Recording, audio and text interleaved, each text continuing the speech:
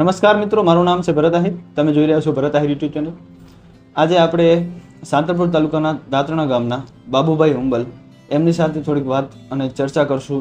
હમણાં જ હાલમાં જ એમને આમ આદમી પાર્ટીમાંથી રાજીનામું આપી દીધું છે. સાંતલપુર તાલુકાના દાત્રણા ગામની અંદર તેઓ વસવાટ કરે છે અને ત્યાંથી તે બિલોંગ કરે છે અને તેઓ કિસાન સેલના પ્રમુખ રહી ચૂકેલા છે. એટલે હાલની ક્ષણમાં એ કિસાન સેલના પ્રમુખ હતા અને તે પહેલાં તેઓ આમ આદમી પાર્ટી સાંતલપુર તાલુકાની અંદર પ્રમુખ પણ રહી ચૂકેલા છે. જમીની ધોરણે ખૂબ વર્ક કરેલ છે. 5 અથવા 6 વર્ષથી તેઓ કાર્યરત છે, 5 વર્ષથી. અને તેઓ આમ આદમી પાર્ટીમાં ઘણી મહેનત કરેલી એમને, અને છતાં પણ હમણાં થોડાક દિવસો પહેલાં એમને રાજીનામું આપી દીધું છે.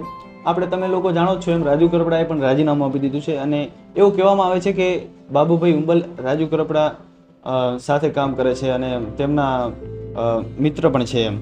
તો એમની સાથે થોડીક વાત કરશું. નમસ્કાર બાબુભાઈ, તમારો ટાઈમ આપવા બદલ. તો પહેલો પ્રશ્ન મારો એવો છે કે સૌપ્રથમ તમે આમ આદમી પાર્ટીમાં કેમ જોડાયા અને શા માટે?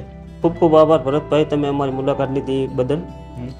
જોડાવાનું કારણ તો એ હતું ભરતભાઈ, પહેલાં તો સારી એવી વિચારધારા હતી પાર્ટીની, હા, સારી એવા દિલ્હી કેજરીવાલની, પણ એ માન્યું કશું શૂન્ય નીકળ્યું.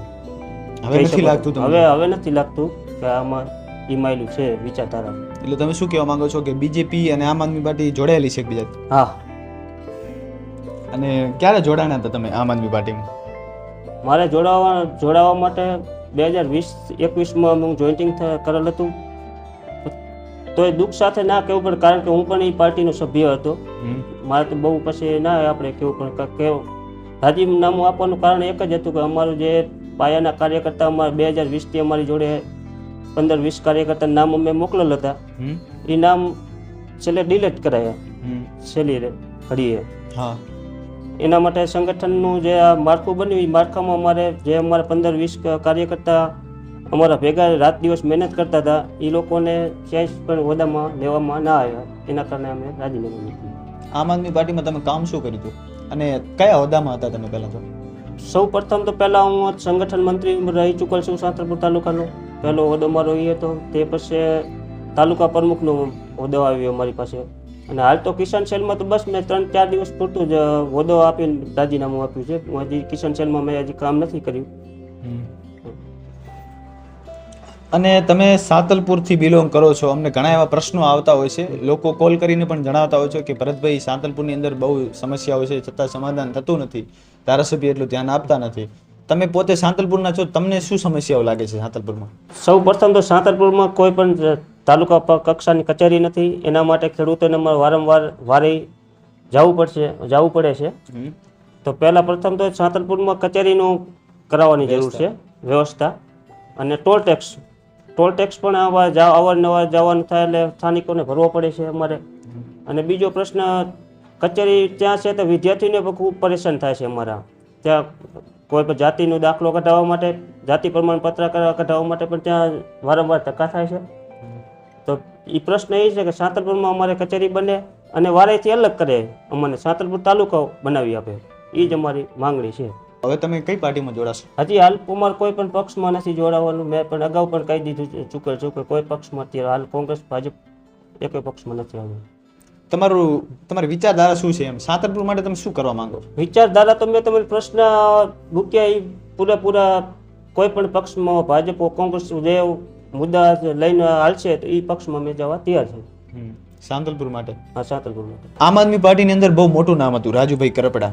રાજુભાઈ કરપડાએ ઘણી મહેનત કરી આમ આદમી પાર્ટીમાં દ્વારા. તેઓ કિસાન આંદોલનો કર્યા અને ખૂબ લડત પણ આપી. છતાં પણ તેઓ પછી છૂટ્યા બાદ, જેલમાંથી છૂટ્યા બાદ રાજીનામું આપી દીધું. ઘણા એવા આક્ષેપો લગાવે છે કે ભાજપે એમને ડરાવ્યા છે અને હવે એ ડરના કારણે જેલની જે બીક છે એ બીક એના અંદર એવી ગરી ગઈ છે કે જેના કારણે એઓ રાજીનામું આપી હવે બીજેપીમાં જોઈન થશે.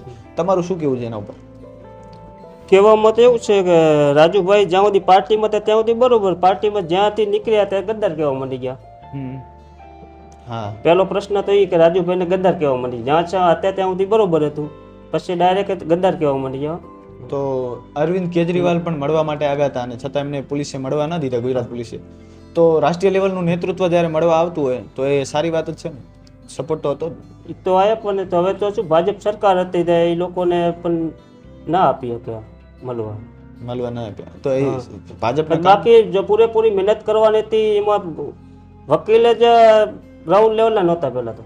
વકીલો નતા એમ વકીલ અહીંયાના ડોક્ટર બધા ત્યાંના લોકલ લોકલ વકીલો રાખવા લાવવામાં હતા. કોઈ એવો વકીલ નહોતો રાખવામાં આવ્યો કે રાજુભાઈનો કેસ પર્સનલી 108 દિવસ ના પડે. હા એટલે આટલા દિવસ કેટલા 66 દિવસ કેમ ક્યાંક રહ્યા ને 108 દિવસ 108 દિવસ જેલમાં રહ્યા પોતે. તો તમારું કહેવાનો મતલબ એમ છે કે 108 દિવસ રહ્યા એ ન રહેત જો સારા એવા સારા વકીલો વકીલો હતો 108 દિવસ ના આવત. કોઈ પણ ખેડૂતે પણ બીજા એક રાજુભાઈ ને બીજા 68 70 80 કે ખેડૂતો પણ એને સાથે જ હતા જેલમાં હતા. ખૂબ ખૂબ આભાર બાબુભાઈ તમારો સમય આપવા બદલ. અને આઈ હોપ કે તમે આગળ સાંતલપુર માટે વિચારો અને સાંતલપુરનું કામ કરો, કારણ કે અમારું જે મુહિમ છે આખી એ મેઇન પોઈન્ટ અમારો એ જ છે કે સાંતલપુર જે અત્યારે ખાડે જઈ રહ્યું છે, સાંતલપુરની અંદર કંઈ વિકાસ થતો નથી, તો એમાં વિકાસ થાય અને કંઈક સાંતલપુર પણ નામ એનું બને સાંતલપુરનું. સાંતલપુરમાં વિકાસમાં અમે તો તૈયાર જ છીએ, યુવા ટીમ આખે અમારી તૈયાર જ છે, પણ હાલ પૂરતો અમે તો ત્યારે હાલ તમે સત્તામાં નથી. સત્તામાં નથી, છતાં પણ અમે મુદ્દા ઉઠાવવા રાખશું પબ્લિક માટે. નથી તો છતાં અમે કોઈ પક્ષમાં નથી તો છતાં મુદ્દા અમારા ચાલુ જ રહેશે. તો એવી આશા રાખું છું કે તમે મુદ્દા ઉઠાવતા રહો સાંતલપુર માટે. ધન્યવાદ તમારો અમારી સાથે વાત કરવા બદલ. આભાર.